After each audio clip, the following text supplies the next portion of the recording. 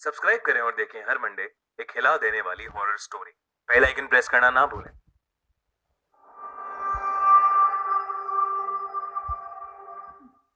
दोस्तों, आज हम स्टार्ट कर रहे हैं खूनी मंडे का एक नया शो, हॉरर किस्से, जहां आपके फेवरेट यूट्यूबर्स और सेलिब्रिटीज सुनाएंगे अपनी हॉरर स्टोरीज। और हमारे पहले गेस्ट हैं। हाय खूनी मंडे व्यूअर्स, हमें यहाँ देख के सरप्राइज। हम हैं प्रेरणा और हर्ष फ्रॉम वॉन्डर्स और आज हम आए हैं अपने फेवरेट और आप सबके फेवरेट स्टोरी टेलर खूनी मंडे के चैनल पे अपना हॉरर किस्सा सुनाने। तो क्या आप रेडी हैं? तो चलिए स्टार्ट करते हैं। ये कहानी अभी हाल फिलहाल में वॉन्डरर्स हब यूट्यूब चैनल के प्रेरणा और हर्ष के साथ उनके वेकेशन पर हुई एक सच्ची घटना पर आधारित है। आइए सुनते हैं उनकी कहानी उन्हीं की जुबानी। ओवरकम करने के लिए मैं और हर्ष उत्तराखंड के नैनीताल और उसके आसपास के डिस्ट्रिक्ट्स घूमने गए थे। हमने सोचा था कि इस बार वर्क फ्रॉम माउंटेन्स करेंगे और आप सभी के लिए खूब सारी वीडियो बनाएंगे। हमें लगा था कि ये ट्रिप हमें पूरा रिफ्रेश कर देगा और बहुत अच्छी अच्छी मेमोरीज देगा, पर कभी कभी जो सोचा जाए वैसा होता नहीं। अच्छी मेमोरीज के साथ साथ हमें एक ऐसी याद भी मिल गई जिसे हम आज तक भुला नहीं पाए। ऑलरेडी 6 डिस्ट्रिक्ट्स घूमने के बाद अब हम अल्मोड़ा के लिए निकल गए थे। हर्ष कार ड्राइव कर रहा था और मैं अपने फोन के कैमरा में वो सुंदर जर्नी रिकॉर्ड कर रही थी कि तभी रोड के लेफ्ट साइड में हमें एक बहुत बड़ा और पुराना सा गेट दिखा।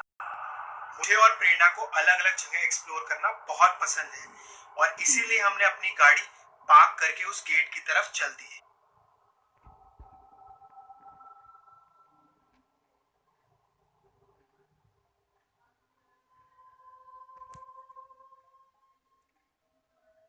उस गेट के ऊपर एक बोर्ड लगा था जिस पर लिखा था ब्रिटिश चर्च एंड सिमेट्री 1835। ये देख के मैं बहुत एक्साइटेड हो गई और हर्ष से अंदर जाने की जिद करने लगी। हर्ष मान गया और हम अंदर चले गए। सिमेट्री में बहुत सारी पुरानी ग्रेव्स थी जिन्हें देखकर मैं उनकी फोटोज खींचने लगी। मैं ये सब एंजॉय ही कर रही थी जब मेरी नजर हर्ष पे पड़ी। वो दूर खड़ा एक ग्रेव यानी कब्र को घूरे जा रहा था। मैं उसके पास गई और देखा कि ग्रेव पे किसी लड़की ओलिविया रिचर्ड ग्रे का नाम लिखा था। हर्ष का डरा हुआ चेहरा देखकर मुझे थोड़ी हंसी आ गई और तभी मैंने प्रेरणा को बीच में ही रोक दिया और कहा, ऐसी जगह पर बहुत तरह की एनर्जीज होती है, तुम्हें किसी भी एनर्जी की डिसरिस्पेक्ट नहीं करनी चाहिए। इनफैक्ट अब हमें यहाँ से चलना चाहिए। इतने वक्त में ऐसा पहली बार हुआ था कि हर्ष इतना सीरियस था। मैंने हर्ष की बात मानी और हम वहाँ से जाने लगे। हर्ष मेरे आगे आगे चल रहा था। वो गेट से बाहर निकल गया और फिर मुझे मुड़कर देखने लगा। मैं जैसे ही गेट तक पहुंची, मुझे किसी ने बहुत जोर से पीछे से खींचा और मैं जमीन पे गिर गई। इस झटके के बाद जब मैं खड़ी हुई तो मैंने देखा कि ग्रेवयार्ड का दरवाजा बंद हो चुका था और हर्ष कहीं पर भी नहीं था। मैं बहुत ज्यादा डर गई और चीखने लगी। बार बार हर्ष को पुकारने लगी और वो कहीं नहीं था। तभी मुझे ऐसा लगा जैसे मुझे कोई पीछे की तरफ बुला रहा है। मैं मुड़ी और मैंने देखा कि मैं उसी ग्रेव के सामने खड़ी थी जिस पर ओलिविया का नाम लिखा था। मुझे ऐसा लगा जैसे उस ग्रेव में से कुछ आवाज आ रही है और जैसे ही मैं आवाज सुनने के लिए नीचे झुकने लगी तो मुझे पीछे से एक और आवाज आई। वो आवाज गेट खुलने की थी। मैं अपनी पूरी जान लगाकर गेट की तरफ भागने लगी कि तभी मैंने भागते हुए पीछे देखा तो मेरे पैर वहीं के वहीं जम गए। ओलिविया नाम की ग्रेव में से एक काला सा साया बाहर निकल रहा था। मैंने किसी तरह अपना होश संभाला और फिर गेट की तरफ दौड़ने लगी। अब मुझे वहां खड़ा हुआ हर्ष भी नजर आने लगा था।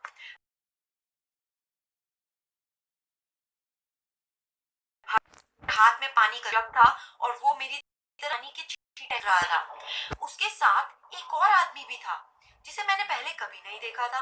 वो काला साया अब भी मेरे पीछे पीछे आ रहा था। मुझे कुछ समझ नहीं आ रहा था पर मैं फिर भी भागती रही और जैसे ही मैं गेट तक पहुंची मेरी आंख खुल गई। मेरे सामने हर्ष हाथ में पानी का जग लिए खड़ा था और उसके साथ वही आदमी था जिसे मैंने अभी देखा था।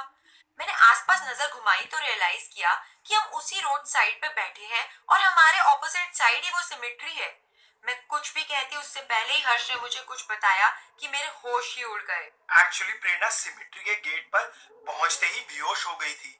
मैं आ गया था।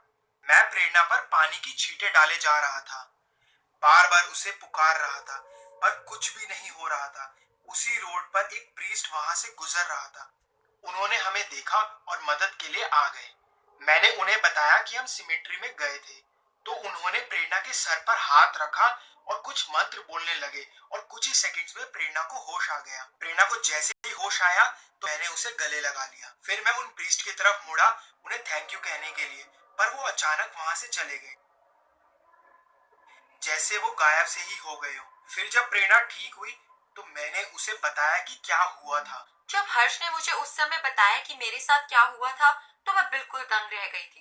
उस शाम जब हम अपने कॉटेज वापस पहुंचे तब मैंने हर्ष को बताया कि मैंने क्या एक्सपीरियंस किया था वहां सिमेट्री पे, और वो कहने लगा कि मैं कोई सपना देख रही होंगी। पर मुझे आज तक ये बात समझ नहीं आई कि क्या मैं सच में बेहोश होकर कोई सपना देख रही थी या मेरा सिर्फ शरीर बेहोश था और मेरी आत्मा सच में सिमेट्री में फंस गई थी। और मैं ये सोचता हूँ कि क्या प्रेरणा के साथ जो हुआ वो सब सच था या एक सपना, और वो प्रीस्ट कहाँ से आया और अचानक कहाँ गायब हो गया।